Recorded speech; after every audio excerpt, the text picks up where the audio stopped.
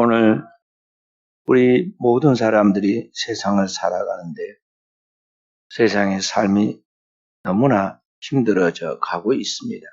정상적인 삶이 이루어지고 있지 않기 때문입니다. 이전처럼 사랑하는 사람들과 함께 자연스럽게 만나고 서로 대화하고 서로 스킨십을 나누면서 그렇게 살아가는 삶이 되지 못하고 있기 때문에 더욱 힘듭니다. 서로 만나서 마음껏 꿈을 펼치고 활동을 하며 나갈 수 없는 그러한 사회 속에 활동 자체가 아예 어려운, 숨 쉬는 것 자체가 힘든 그러한 시대가 되었기 때문에 오늘 우리가 살고 있는 시대에는 상상보다 우리가 생각하는 것보다 훨씬 더 어려운 삶을 살아가고 있다고 보겠습니다. 아무리 백신을 만들어서 지금 공급한다 하더라도 수요보다는 공급이 따르지 못하고 있고 그 사이에 더 변이 바이러스가 나타나서 더 많은 피해가 커져가고 있기 때문에 그러합니다. 바로 이러한 시대 속에 시대의 변화 속에서 오늘 우리가 어디에서 희망을 찾을 수가 있는가? 오늘 우리 인류의 희망은 땅에 있지 않고 하나님이 보내신 하나님의 아들 그리스도 예수를 통해서만 유일한 희망이 있습니다. 그래서 예수 그리스도만이 유일한 구원의 답이고 이러한 상황 속에서도 우리가 하나님 앞에 끝까지 승리할 수 있는 길과 진리와 생명인 것입니다.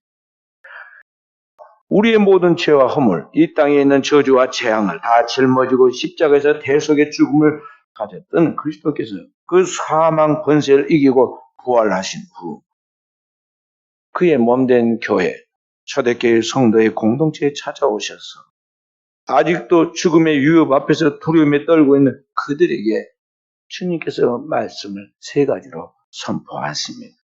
첫째는 너희에게 평강이 있을지어다는 말씀입니다. 19절부터 계속되는 너희에게 평강이 있을지어다. 주님께서 말씀을 하십니다. 주님이 부활해서 그들 가운데 오셔서 하나님의 나라의 평강을 말씀할 때 제자들이 혹 마음으로 의심하고 믿지 못하는 자들이 있을까 걱정하여 주님께서 그의 손과 발, 옆구리를 내보이십니다. 인류의 죄를 위하여 십자가에 위해서 대속의 피를 쏟으신 예수 그리스도 바로 그분이 죽음 가운데서 부활하여 영원한 생명으로 그들 가운데 오셨고 그들에게 바로 이 하나님의 평강을 주고 있다는 것을 말씀하고 있는 것입니다. 주님의 손과 발에 나타난 거룩한 스티그마, 성원의 모습을 보이면서 주님이 너에게 평강이 있을지어다 말씀하십니다. 주님의 복음의 핵심이 바로 우리에게 하나님의 평강을 주려고 하는 것입니다. 마태복음 4장 11절에 주님이 최초에 오셔서 인류에게 선포한 복음이 무엇입니까? 회개하라. 천국이 가까웠느니라. 오늘 우리가 하나님의 나라에 들어가도록 회개하라고 했습니다. 하나님의 나라가 이미 너희 가운데 가까이 오고 있다. 또 이미 임하였느니라. 나중에는 그렇게 말씀하시죠. 오늘 우리에게 주어지고 주고 싶어하는 것은 바로 이 하나님의 나라입니다. 이 세상 사람들이 한 번도 경험해보지 않은 그 완전한 세계인 영원한 하나님의 나라를 오늘 우리에게 주신다는 것이죠. 바로 이 하나님의 나라를 우리에게 주기 위하여 우리 가운데 하나님과 인간 사이에 가로막혀 있는 창조적인 죄의 문제를 십자가로 다 해결하고 오늘 하나님 앞에 나가는 길과 진리와 생명의 통로가 되어주신 그 완성해 주신 예수 그리스도께서 오늘 부활하여 우리에게 찾아오시고 우리 가운데 하나님의 나라를 주셨는데 바로 이 하나님의 나라를 우리 가운데 주신 그 하나님 나라의 상태가 뭐냐면 그게 평강입니다. 일찍이 주님께서는 요한복음 14장 27절에 말씀하였습니다. 평안을 너희에게 끼치노니 곧 나의 평안을 너희에게 주노라. 내가 너희에게 주는 것은 세상에 주는 것과 같지 아니하니라. 너희는 마음에 근심도 하지 말고 두려워하지도 말라. 나의 평안, 하나님의 나라에 만왕의 왕이고 만주에 주신 주님이 가지고 있는 그 하나님의 나라의 평화를 오늘 우리에게 부어주시고 더 이상 두려워하거나 근심하거나 염려하지 말라고 했습니다. 바로 이 하나님의 나라의 상태인 평강을 주님께서 부활 후 제자들이 오셔서 주십니다. 요한복음 10장 33절에도 제자들에게 말씀하였습니다. 이것을 너희에게 이름은 너희로 내 안에서 평안을 누리게 하려 함이라. 세상에서 너희가 환난을 당하나 담대하라. 내가 세상을 이겼노라. 세상의 모든 것을, 죄와 사망과 마귀의 모든 것을 이긴 그리스도 예수께서 주신 바로 그 하나님의 평강을 우리에게 부어주시고 이 평안을 누리라고 말씀하십니다. 그리고 이 하나님의 평강을 가진 자로서 담대한 삶을 살라는 것입니다. 요한계시록에 새하늘과 새 땅과 새 예루살렘이 열리고 거기에 하나님의 나라가 펼쳐지는 모습이 보입니다. 거기에 하나님의 백성들이 있고 그 하나님의 백성들이 하나님의 장막 안에 거하는데 거기에는 다시는 저주나 재앙이나 죽음이나 아픈 것이 없고 거기는 더러운 원수 마귀가 없습니다. 바로 그 세계가 하나님의 나라의 평강의 상태인 것이죠. 그래서 우리는 늘 인사할 때 평강을 비는 것이죠. 평강이 너에게 있을지어다. 아랍 사람들이 인사할 때 그렇게 말합니다. 샬롬 알레이쿰, 알레이쿰 샬람. 서로 그렇게 인사해요. 한 사람이 당신에게 평화를 알레이쿰 샬롬. 평화가 당신에게 말을 앞뒤로 바꿔가지고 샬롬 알레이쿰 그렇게 서로 인사를 해요. 늘 평화를 기원하죠. 근데 실제로는 그들의 삶에는 끊임없이 싸움과 전쟁의 연속인데요. 진정한 평화는 어디서 주어지느냐? 바로 그리스도 예수를 통해서 우리에게 하나님의 나라를 통해서 우리에게 주어진다는 것이죠. 주님께서 그 평강을 우리에게 말씀하시는데 얼마나 강조합니까? 여기 보면 19절에 말씀하시고 21절에 또다시 그들에게 너에게 평강이 있을지어다고 축복하십니다. 그래서 우리는 이 하나님의 나라가 우리에게 임하기를 기도해야겠고 이 하나님의 나라가 우리에게 임하기를 기도할 때 이 하나님의 나라와 함께 우리에게 그 평강이 주어진다는 걸 알고 이 평화를 누리는 종들이 되어야겠습니다. 두 번째로 오늘 21절에 나도 너희를 보내노라 주님 말씀하십니다. 그리스도 예수께서 그를 믿는 모든 성도들에게 주님이 가졌던 그 주님의 지상 명령의 그 꿈을, 영혼 구원의 지상 명령의 이 꿈을, 그가 가진 사명을 우리에게 다시 부여해 위임해 준 것입니다. 내가 아버지께서 나를 보내신 것 같이 예수 그리스도께서 하나님의 파송을 받아 이 세상을 구원하기 위하여 찾아오신 것 같이 요한복음 3장 16절에는 하나님이 세상을 이처럼 사랑하사 독생자를 주셨으니 하나님이 보내신 예수 그리스도에 대하여 말씀하시죠. 바로 그 예수 그리스도께서 이제 우리를 보내십니다. 나도 너희를 보낸 우리에 대한 사명을 말씀하고 있는 것입니다. 주님은 부활 승천 하시기 직전에 제자들을 모아놓고 하늘과 땅의 모든 권세를 가지고 그에게 명령하십니다. 너희는 가서 모든 족속으로 제자를 삼아 아버지와 아들과 성령의 이름으로 세례를 주고 내가 너에게 분부한 모든 걸 가르쳐 지키게 하라. 주님의 지상 명령, 영혼 구원에 대한 이 주님이 가졌던 그분이 하신 일, 영혼 구원의 이 사명을 이제는 그의 종들, 그의 제자들, 그의 자녀들이 오늘 우리에게도 이 순간 목적을 따라 사명을 가지고 살아가라고 말씀하고 있다는 것이죠. 인간은 자기의 사명이 무엇인가를 깨닫고 사명을 따라 살아갈 때 행복한 것입니다. 오늘 사랑하는 성도 여러분과 저의 삶을 행복하게 하는 이 사명이 무언가, 나의 사명이 무엇인가, 내 꿈이 무엇이면 내가 무엇을 위해 오늘을 살아가고 있는가, 이것을 자각하고 있습니까? 많은 사람들이 자기의 사명을 자각하지 못하고 살아갑니다. 그러나 그 꿈을 분명하게 하고 그 사명을 따라 살아가는 삶에 하나님이 함께 하시고 그를 축복하십니다. 모세는 평생을 그의 민족 이스라엘을 애굽의 노예 생활에서 끌어내서 그들을 언약의 땅 가나안으로 이끄는 것을 그의 필생의 과제로 삼고 사명을 따라 살았습니다. 많은 고난이 있었지만 결국 그 일을 성취해 영원히 그의 이름이 하나님 앞에 영광 돌리는 복된 이름이 되지 않았습니까? 다윗은 약속의 땅 가나안에 있는 그의 백성들, 하나님의 백성으로서 온전하게 살게 되는 그 꿈을 가지고 그 백성을 위하여 평생 살았습니다. 그 말씀을 따라 주야로 주의 말씀을 묵상하고 그 말씀대로 살게 만들려고 몸부림을 쳤습니다. 거룩한 본을 보이려고 힘을 썼습니다. 결과 어떻게 되었습니까? 다윗은 아브람과 다윗의 자손 예수 그리스도의 세계라는 그리스도 예수의 구속의 계보에 올라서 영원히 하나님 앞에 영광 돌리며 축복받는 이름이 되지 않았습니까? 예수 그리스도는 이 땅에 오셨을 때 그의 사명이 무엇입니까? 인자에 온 것은 섬김을 받으려 함이 아니고 섬기려 하고 많은 사람의 대성물이 되기 위하여 오셨다고 말씀하신 같이 죄로 말미암아 신음하고 죽어가는 인류를 구속하여 하나님의 나라에 인도하는 것이 그의 꿈이고 사명이 있는데 그 사명을 위해 자기 목숨을 바쳤고 그 결과 인류를 이 죄악에서 구속해서 하나님의 나라 새 하늘과 새 땅과 새 예루살렘의 영원한 세계를 이끌게 하였던 것입니다.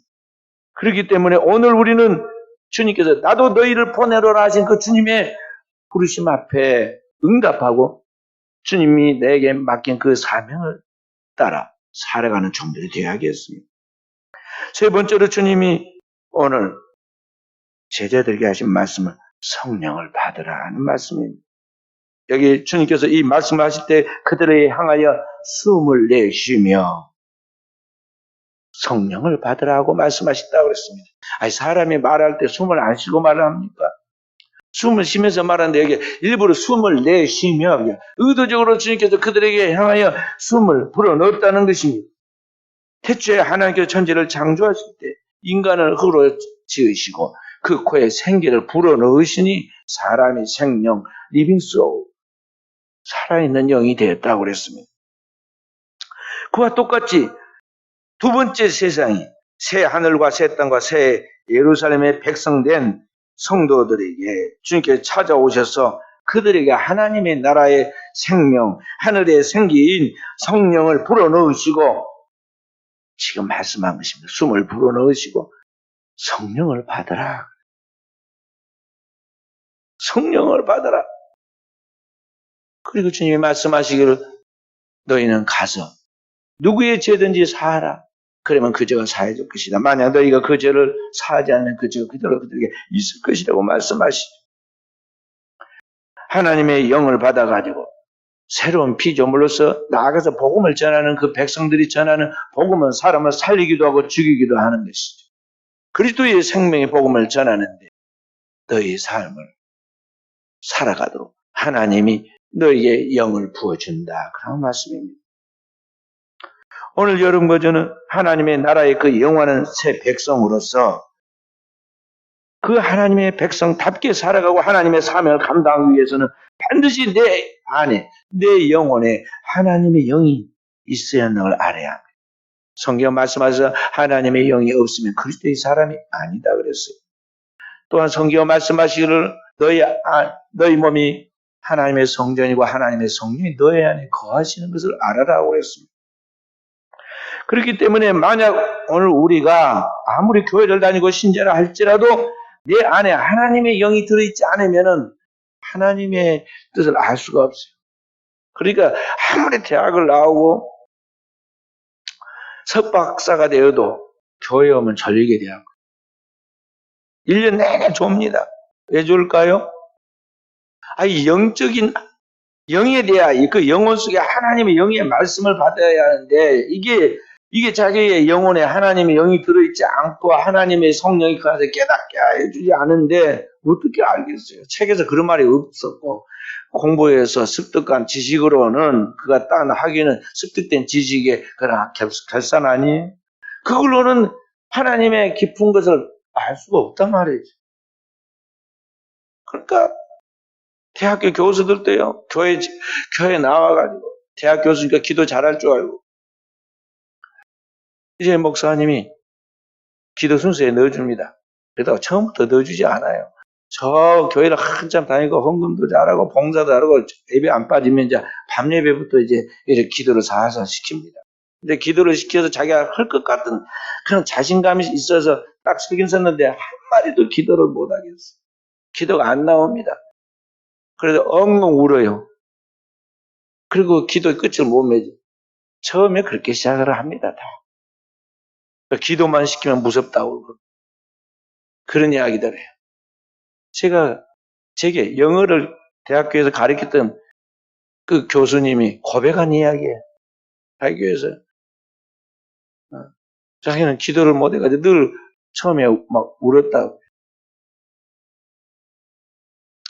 영이 안 열리니까 인간은 영적 존재이고 그 영혼에 하나님과의 그런 접촉점을 통해서 성령의 그 안에서 하나님의 깊은 것, 하나님의 구속에 대한 진리, 그리스도 예수 안에서의 영원한 하나님의 계획과 섭리, 그 안에서 주어지는 하나님의 나라와 그의 영광, 오늘을 사는 그리스도인으로서 우리가 하나님의 영광을 어떻게 살아야 하는가, 이런 것들을 성령이 하나하나 가르치고 생각나게 그 뜻대로 살 수 있도록 지혜와 청명, 그리고 그 감당할 수 있는 능력을 부어주시는데, 이런 것들이 영적으로 공급이 되지 않으니 아무것도 할 수가 없는 거죠. 인간은 전적으로 타락한 죄인이기 때문에 죄 짓는 데는 능숙해요. 죄 짓는 데는 아주 고수가 따로 없어요. 모든 사람들이 대학도 안 나오는데 죄 짓는 대학이라는 대학교도 없는데 어쩜 그렇게 죄를 잘 짓고 잘 감추고 나갑니까? 인간이 누구나 다 이렇게 전적으로 타락한 죄인이기 때문에 죄 지을 능력밖에 없는 그런 사람들이기 때문에 그 결국 죄만 짓다가 마음으로 짓고 생각으로 짓고 행동으로 짓고 죄를 짓다 결국은 죄의 결과로 그의 죽음에 이르게 되죠. 그런 죄인들인 오늘 우리가 어떻게 하나님의 영원한 그 구속의 섭리와 진리를 깨달으며 그때를 살 수가 있겠어요? 살 수가 없는 거예요. 더 나아가서 우리가 어떻게 이런 죄인이 그리스도의 형상을 이루어서 신의 성품으로까지 변화하여 하나님의 나라의 천국에 들어갈 수가 있느냐는 것이죠. 인간으로는 불가능한 이야기예요. 그렇기 때문에 아버지께서 보혜사, 그 아버지의 성령을 보내주시고 성령으로 말미암아 그리스도 예수의 구속의 진리를 깨닫게 해주시고 그 진리의 말씀을 따라 하나하나 살아갈 수 있도록 능력을 주어서 오늘 그 하나님의 백성으로서 완성하도록 그리스도의 형상을 이루도록 그리스도의 장성을 불러내도록 만들어주신다는 것이죠. 그래서 오늘 하나님의 나라가 이 땅에 임하고 하나님의 영원한 생명이 성령이 오늘 우리 가운데 오시고 그 성령으로 호흡하는 것만이 인류가 죄와 죽음에서부터 원수 마귀로부터 이기고 영원한 생명의 길이라는 것을 주님께서 아시고 모든 죄를 십자가에서 도말하시고 부활하신 주님께서 오셔서 하시는 그 말씀, 첫 번째 말씀이 바로 성령을 받으라. 성령을 받으라. 그리고 실제로 주님께서 승천하신 후 제자들에게 열흘 만에 마가의 다락방에서부터 성령을 부어주시잖아요. 성령을 부어주시고 급하고 강한 바람 같은 소리가 저희 가운데 임하고 불의같이 갈라지는 현상이 저희 눈에 보이는데 저희가 하나님의 성령의 충만함을 받고 성령의 말하게 하심을 따라 다른 방언으로 말하기 시작했다. 그러니까 태초에 하나님이 인간을 창조할 때 그 끄의 생기를 불어넣어서 사람의 생명이 되고 하나님처럼 생각하고 말하고 그가 모든 만물을 다스리고 정복한 것 같이 이제 두 번째 세상이 새 하늘과 새 땅과 새 예루살렘이 이미 우리 가운데 임하였는데 이 하나님의 나라에 속한 하나님의 백성들이 그의 영이 성령으로 충만되므로 오늘 그 하나님의 주시는 성령의 그 권능과 지혜와 총명과 능력이 그를 사로잡으니까 그가 하나님 뜻대로 복음을 선포하고 그 복음의 말씀으로 호흡하고 그 복음의 말씀을 따라 선포하는 영혼들마다 어찌할 거 하는 회개가 일어나서 인류의 새로운 역사가 시작된 것입니다. 이와 같이 오늘 우리에게 필요한 것, 이 시대에 우리가 필요한 것이 뭐냐? 성령으로 충만한 게 가장 필요하다면서 명심해야겠어요. 사랑하는 성도들 여러분과 제가 살고 있는 이 시대는 물질주의 사회입니다. 물질이 없고 경제적인 것들 공급이 안 되는 하루도 살아가기 어려운 시대죠. 그래서 물질적인 게 전부라고 보일 때도 있습니다. 그래서 이 물질적인 것을 발전시키기 위해서 우리 세계가 계속적인 경제적인 발전을 해갔는데 농사를 지으면서 하는 이 농경사회에서 이제는 더 많은 경제적인 그런 여유를 갖도록 해서 산업사회로 발전했죠. 산업사회를 넘어서면서 더 지식적으로 발달해가면서 정보화 사회로 넘어가고 더 나아가서 이제 지식사회로 갔어요. 그래서 오늘날 21세기를 지식사회라고 말합니다.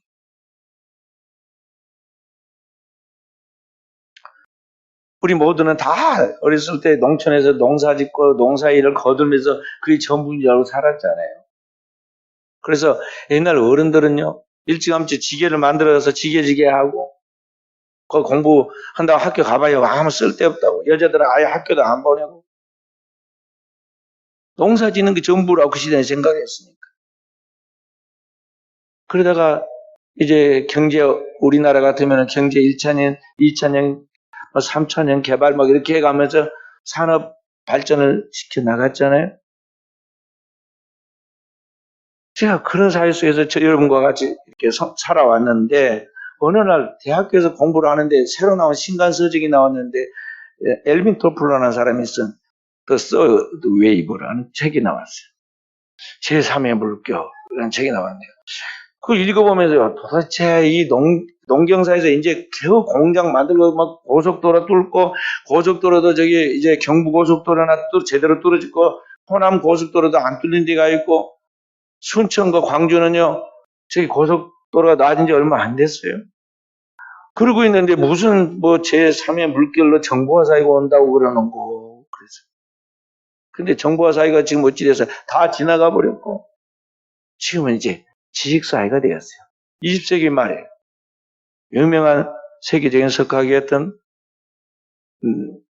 피터 드러커 교수가 넥스트 소사이어티라는 책을 통해서 앞으로 21세기가 되면은 분명히 사이언스 소사이티, 지식사회가 될 것이라고 그랬어요. 이건 또 엉뚱한 무슨 소리인고 또 그렇게 생각을 했습니다. 왜냐하면 정보화 사회도 모르겠는데 지식사회가 온다고 그러니까 그게 이해가 되겠어요. 그런데 지금 앞으로 그렇게 될 것이었는데 이미 지식사회에 우리가 다 들어가 있습니다. 지식이 있는 자가 모든 걸 쟁취하고 지식이 있는 자 세상을 다스립니다.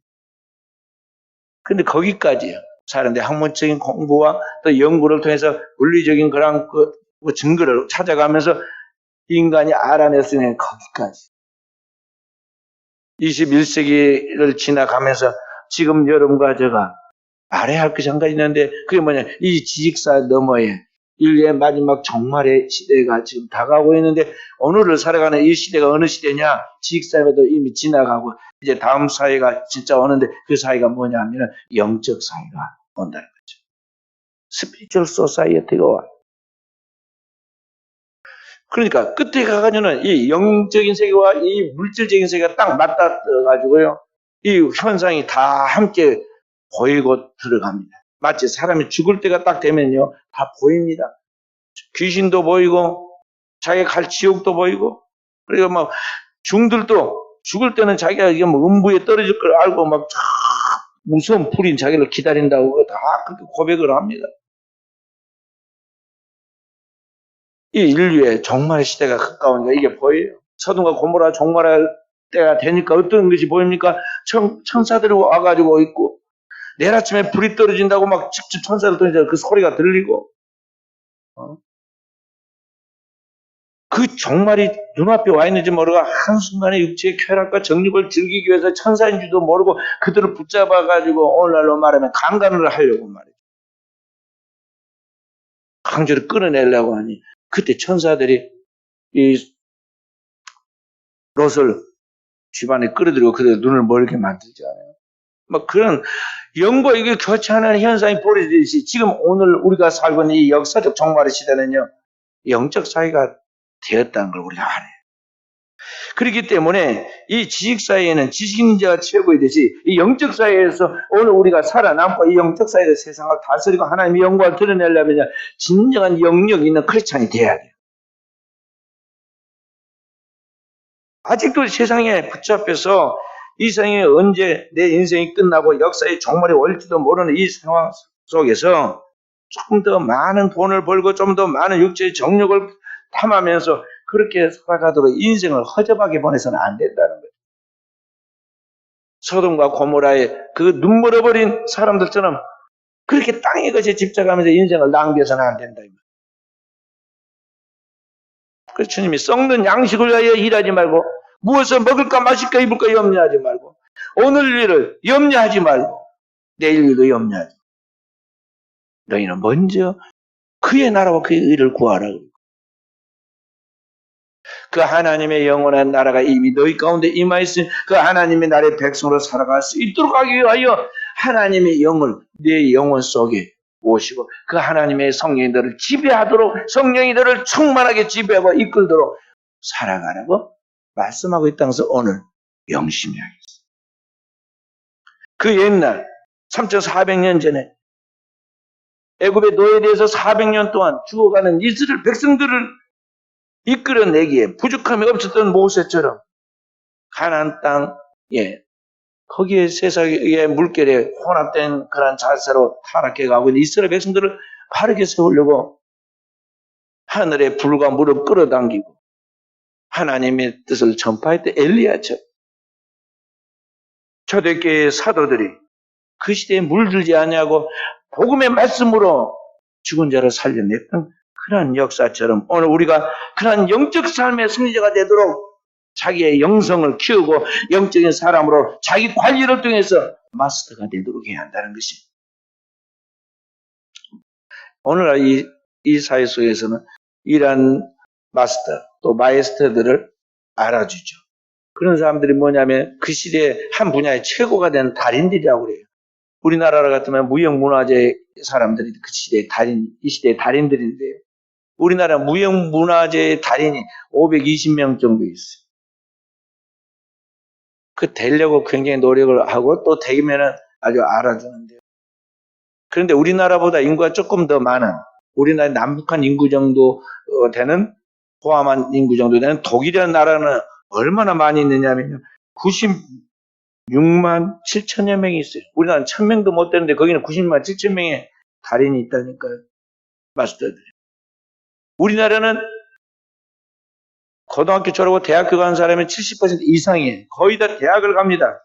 돈 많이 들여도 대학을 갑니다. 그런데 독일은 대학교는 공짜로 보내줍니다. 그런데도 대학 가는 인구가 35%를 넘지를 않아요. 왜냐하면 무의미하게 대학교 졸업장만 따는 것보다는 기술을 익히 해서 자기 분야에 최고가 되어야 빨리 돼야 자기 인생이 유리하기 때문에 그 분야에 빨리 장인이 되려고 최고가 되려고 노력을 한다는 것이죠. 오늘 현대 크리스찬들도 마찬가지입니다.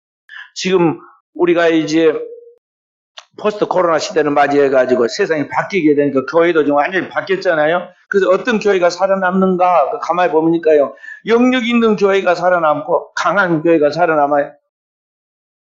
옛날처럼 뭐 숫자가 많고 무엇이 그거 안 통하는 거. 우스개가 됐어요 지금은.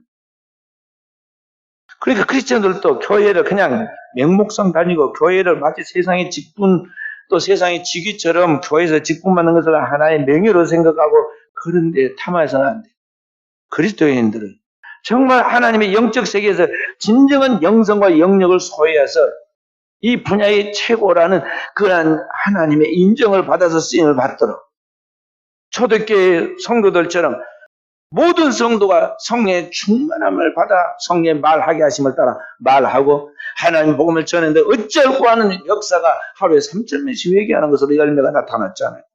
그렇게 되도록 오늘 우리가 거룩한 꿈과 이상을 가지고 달려가도록 해야 한다는 것입니다.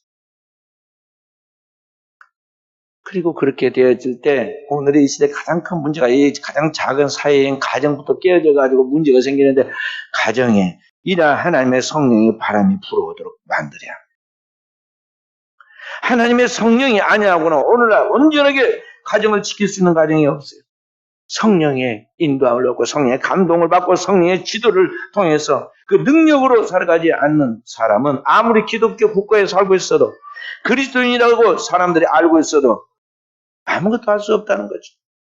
우리나라 대통령을 이야기해서 미안하지만 우리나라 대통령의 신앙이 카톨릭이라고 알고 있고 결혼은 사돈이 개신교 목사님, 우리 교단 목사님이라고 은퇴하지. 야, 기독교적인 뭔가 좀 나타내면 그러니까 뭘 이익을 줘라 그런 말이 아니라 이 기독교 국가 같은 이런 그런 그 영풍이 일어나도록 하는데 좀 도움이 됐으면 좋겠다 그렇게 생각을 가지는데 지금 한 1년 남았는데 지금까지는 한 번도 아이가 기독교적인 것에 대한 뭔가의 그런 그 은행이 나타나고 있죠. 그래서 제가 마음속으로 참 안타깝다. 기회가 지금인데 사람을 기쁘게 하랴 하나님을 기쁘게 하랴 인간의 힘으로 할 수 없는 한계에 봉착한 지금 이런 때에 우리 모두가 정말 하나님께 기도를 합시다. 그리고 하나님의 선한 인도를 받도록 우리가 어디에 어떻게 의존해야겠습니까? 하면서 이렇게 나가야 되는데 그렇게 말해도 부끄럽지 않고 그렇게 말해도 누가 타할 사람도 없는데 그걸 못한다. 사랑하는 성도 여러분, 여러분과 제가 이게 평상시 자기의 삶 속에서 그리고 가정 속에서 그런 영성이 몸에 배어있고 그런 영역이 그게 갖춰져 있지 않으면 아무리 높은 지혜에 있고 이 사회 속에서 사람들이 부러워하는 그런 자리에 있다 할지라도 결코 하나님의 영광을 드러내지 못한다는 걸 알아야 돼요. 최근에 세계 이혼이라 불리는 빌 게이츠와 그의 부인 멜린다 여사의 파경 소식을 우리가 들었어요. 그걸로 인해서 많은 사람들이 정신적 혼란을 겪었습니다. 왜냐하면 그들은 자기 재산의 95% 이상을 봉사재단에 기부하고 세계의 빈곤과 질병의 퇴치를 위해서 헌신적으로 봉사하는 모범적 부모로 생각했기 때문에 최고의 이상적 부부이고 그리고 그의 삶 속에 얼마나 행복할까 사람들이 그렇게 생각했습니다. 사람은 저렇게 살아야 한다 그렇게 생각했는데 그들의 가정이 깨졌습니다. 그들의 일생의 과업과 삶이 다 망가졌어요. 그리고 왜 그렇게 됐는가에 대해 묻지 말고 사생활이니까 존중해달라고 그러면서 그들이 이혼한 것에 대해 짧은 공동성명을 발표했는데 내용이 뭐냐, 더 이상 부부로서 함께 성장할 수 없기 때문이라고 그랬어요. 그러니까 27년 동안 그들의 결혼 생활을 통해서 그들이 쌓아놓은 모든 것들이 하루아침에 무너질 수밖에 없었던 것은 그들 속에 가정이라고 흉내를 내고 부성을 하고 어떻게 해서 자녀까지 낳기도 해서 살기는 살지만은 실제로는 그 안에 진정한 생명의 교류와 그런 생명의 그런 아름다운 열매가 없었다는 거죠.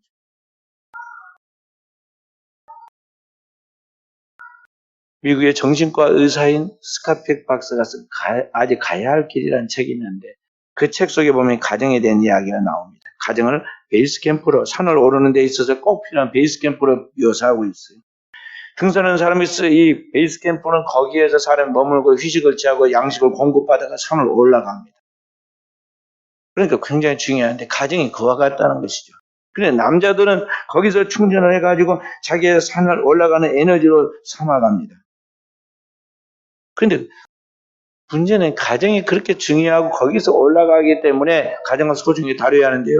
올라가는데 산을 올라가는데 모든 에너지를 다 써버리고 가정은 뭐하러 오느냐? 잠깐 휴식을 취하러 오는데 기분 전환으로 가정을 찾아오는데 숙박업소 찾아오듯이 찾아와요.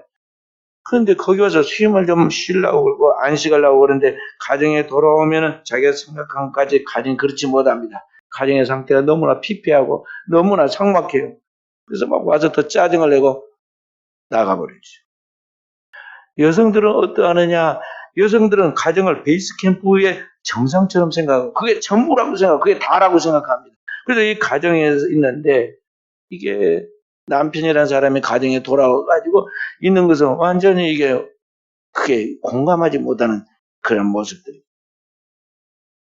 그래서 이 남녀의 갈등이 그래서 생긴다고 이 정신과 의사가 진단했어요. 그러니까 그런 데서 오는 인간의 갈등이란 것들이 가정의 문제라고 그러는데 이런 갈등의 문제가 거기서 끝납니까? 거기서 갈등이 생기니까 남자는 남자대로 여자는 여자대로 그 괴로움과 그 스트레스와 그 고민을 풀려고 다른 대체적인 그러한 방법을 찾다 보니까 일탈의 행동들이 나오고 이 사회는 그러한 방어하는 영혼들을 낚아채가지고 먹잇감으로 삼는 수많은 일이때가 득실거리고 있죠. 그래서 이 세상이 뭔가 죄악이 난무하는데 그 속에서 이제 방어하던 영혼들이 마귀의 먹잇감이 돼가지고 가정이 파괴로 가게 되는 거예요. 정신과 학자가 분석하는 거기까지는. 그러나 오늘 우리가 더 알아야 할 것은 뭐냐면 바로 이 베이스 캠프라고 생각하는 이 가정 배후에 역사하고 있는 원수 마귀의 악한 영의 존재와 이 세상의 그 어둠의 세력들에 대한 그 굉장한 그런 힘들을 모르고 있어요. 세상이 다 내 놀이터이고 내 사는 뭐 그러한 그 살아가는 삶에 유지할 수 있는 것으로 착각을 한다는 것이죠. 그리고 오늘 이 베이스 캠프를 굳건하게 붙잡아 줄 수 있는 진정한 그런 안식과 평화와 힘이 어디에서 나오는 걸 잘 모르고 있어요.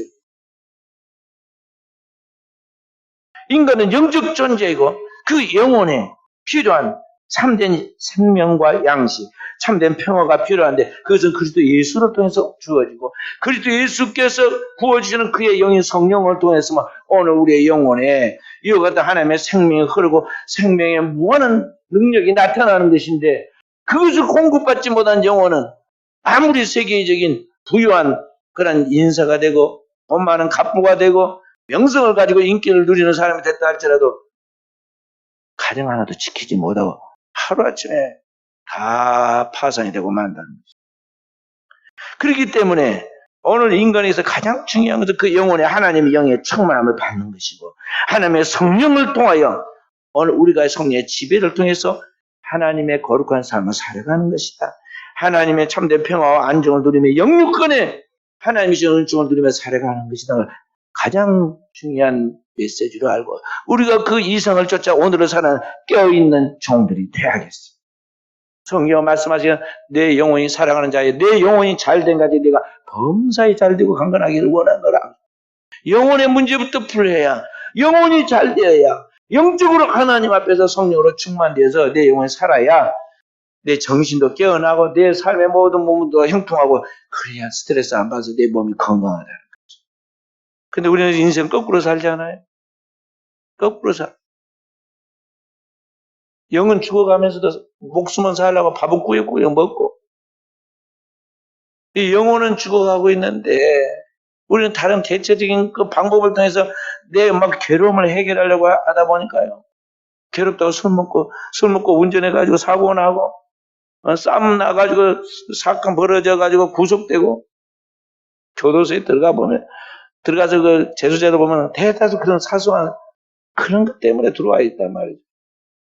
한번 들어가면 이게 얽혀가지고 나오지를 못하고 또 한 건만 걸려놓으면요. 그다음부터는 이력이 딱 붙어가지고는 탁 누르면 탁 떠요. 그래가지고는 아주 조그만 것에도 첫 번째 수사 대상이 되고 걸려 들어갑니다. 인생을 그렇게 살아야 하겠느냐는 거죠. 오늘 우리의 삶의 베이스 캠프인 가정에서부터 성령의 바람이 불게 해야겠어요. 칼렌 지브란이 결혼에 대한 그 시를 썼는데 이렇게 시를 썼습니다. 당신 부부의 사이에 빈 공간을 만들어서 그대들 사이에서 하늘의 바람이 춤추게 하라. 서로 사랑하라. 그러나 서로 구속하지는 마라. 각자의 빵을 주어라. 그러나 같은 덩어리의 빵을 먹지는 마라. 현악기의 줄들이 같은 음악을 울릴지라도 서로 떨어져 홀로 있듯이 마음을 주어라. 그러나 상대방의 세계는 침범에 들어가지 마라. 함께 서라. 그러나 너무 가까이 붙어서지는 말아라. 사원의 기둥들은 떨어져 있어야 하며 떡갈나무와 사이프러스 나무는 서로의 그늘 속에서 자랄 수 없기 때문이다. 그 시의 서두에 당신 부부 사이 빈 공간을 만들어서 그대들 사이에 하늘의 바람이 춤추게 하라. 하늘의 바람이 뭐예요? 성령이 가서 춤추게 하라는 거죠. 이것이 가장 중요해요. 나머지는 그렇게 중요한 게 아닙니다. 공중의 새를 봐라 다 살지 않느냐? 들의 백합화를 봐라 다 먹이고 입히지 않느냐? 하나님 그렇게 말씀하셨지 않아요? 쉽게 말하면 뭔 말이냐면요. 이 땅에 사는 거 별거 아니다. 대충 살아도 하나님 다 살게 하신다. 잘 살게 하신다. 길쌈도 않고 돈벌이 직장 가지고 돈벌이도 안 해도 솔로몬이 입은 옷보다 더 멋있는 옷을 입고 사는 백합화 좀 봐라. 그러시죠. 근데 우리 거꾸로 살아요. 세상에 아무것도 아닌 일이 막 중년까지 봄을 내고 그런 일에는 막 신경을 쓰고 굉장하게 정성을 들이고 교회 다니는 것은 또 교회 가서 기도하고 그런 것은요 완전히 그냥 스치는 식으로 마지막에 콕 끼어가지고 끌려온 그 송아지처럼 교회 왔다 가고 그런다는 말이에요. 그러지 말아라. 주님이 천상의 윤리에 대해서요 말씀하신 산상보훈에 말씀할 때 그 결론이 그거잖아요. 먼저 너는 하나님의 나라와 일을 구해라. 그래야 하면 이 모든 걸 내게 주신다. 내일 일을 염려하지 마라. 내일은 내일이 염려할 것이요. 한날의 괴로움은 그날에 족하다. 말씀하셨어요. 오늘 또 우리 사랑 귀한 종들이 이와 같은 영성과 깨어있는 그런 하나님의 사람으로서 하나님 앞에 삶의 균형을 찾고 먼저 하나님의 나라를 의를 구하는 영성을 소유하고 성령 충만하여 이 시대에 하나님의 영광을 드러내는 깨어있는 종들, 깨어있는 가정이 되어지기를 주의 이름으로 축원드립니다.